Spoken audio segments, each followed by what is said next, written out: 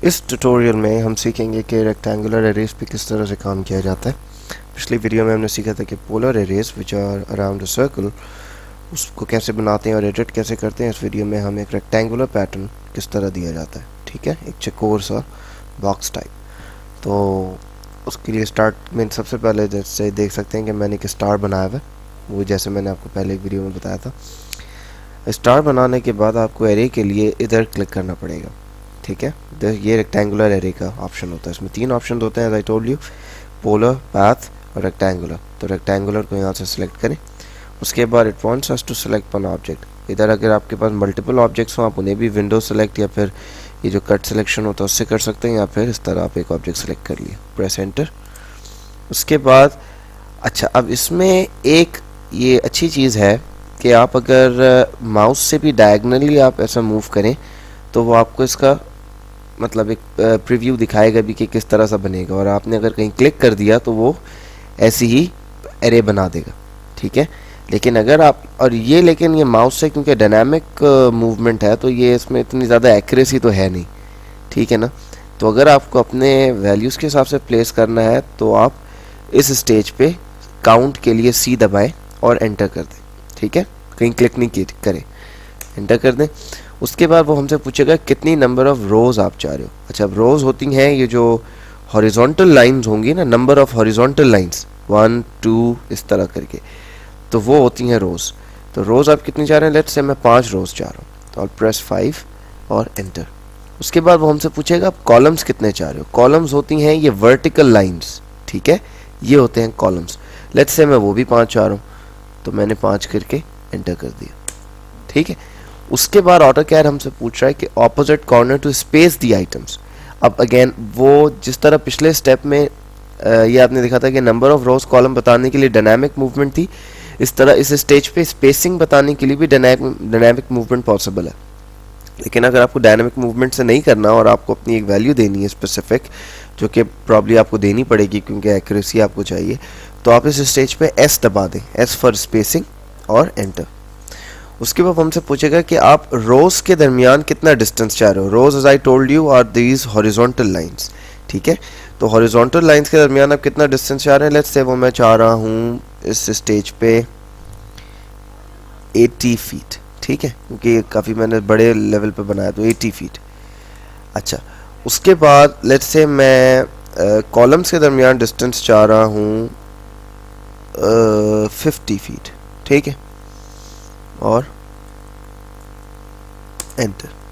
अभी आपको एरे आ गई, प्रेस एंटर या एस्केप, तो आप इससे निकल सकते हैं। अब जूम, एक्सटेंस, एंटर, तो ये आपके पास एक स्टार्स की एरे आ गई, ठीक है।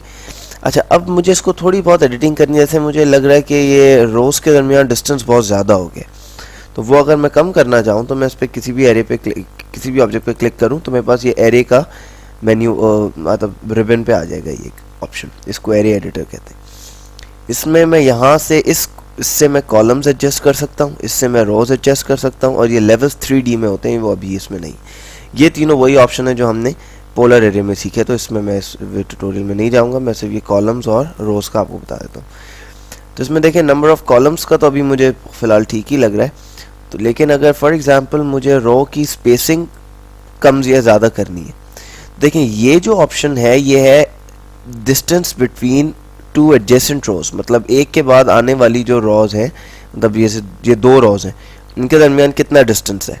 ये 80 फीट है जो मैंने एंटर किया था, और ये 320 फीट जो है ये तमाम रो का यहाँ से यहाँ तक सेंटर लाइन, इस स्टार की सेंटर लाइन से इस स्टार की सेंटर लाइन तक कितना डिस्टेंस है, ये टोटल डिस्टेंस है 320, ठीक है ना। तो वो ऑब्वियसली क्योंकि वो 5 है तो 8 5 32, तो वो 320 हो जाएगा 80 से करके। तो इसको मैं 80 से मैं कम करके let's say I make it 40 feet, ठीक है, और एंटर।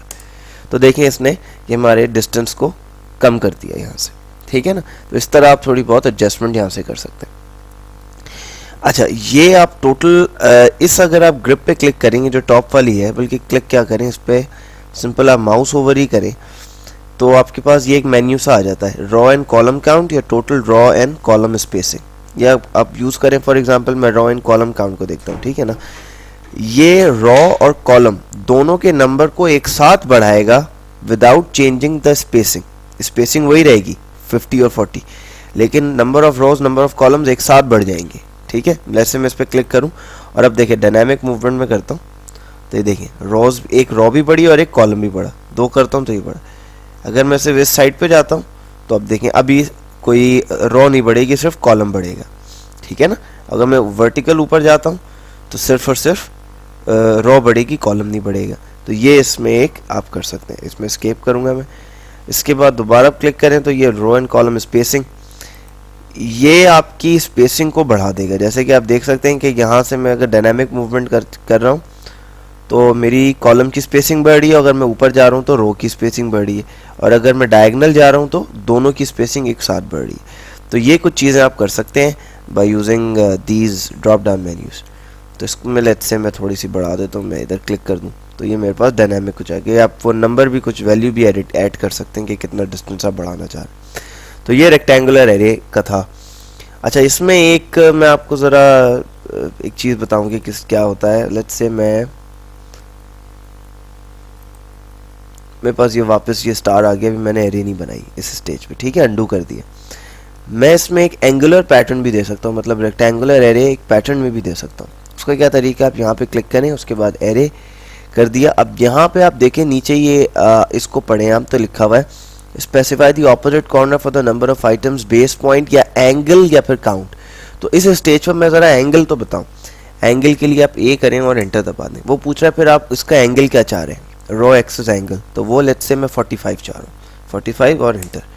ठीक है, अब उसके बाद वो दोबारा वो हमसे वो वैल्यूज़ पूछने पे आ गया कि क्या आप चाह रहे हैं। तो मैं काउंट अगर पे ले आऊँ तो मैं ये वापस वही स्टेप्स हैं जो मैंने पहले किए थे अब से। ठीक है ना, कि मैं काउंट करूँगा, फिर number of rose number of columns, फिर स्पेसिंग, तो फिर स्पेसिंग बिटवीन रोज स्पेसिंग बिटवीन कॉलम्स, वो मैं बताऊँगा। लेकिन इस स्टेज पर मैं ज़रा डायनामिक एडिटिंग ही करता हूँ। तो ये देखें आप, ये किस तरह से ये स्टार बन रहा है। अभी मेरे पास क्योंकि ये ऑर्थो मोड ऑन है, अगर मैं इसको ऑफ करूं तो मैं इसको किसी एक लाइन में भी कर सकता हूँ, लेकिन फ़िलहाल मैं नहीं करना चाह रहा। तो मैं ये इसी तरह, ये देखिए स्पेसिंग आइटम्स की मैं बता दूं, वो मैंने इधर कर दी।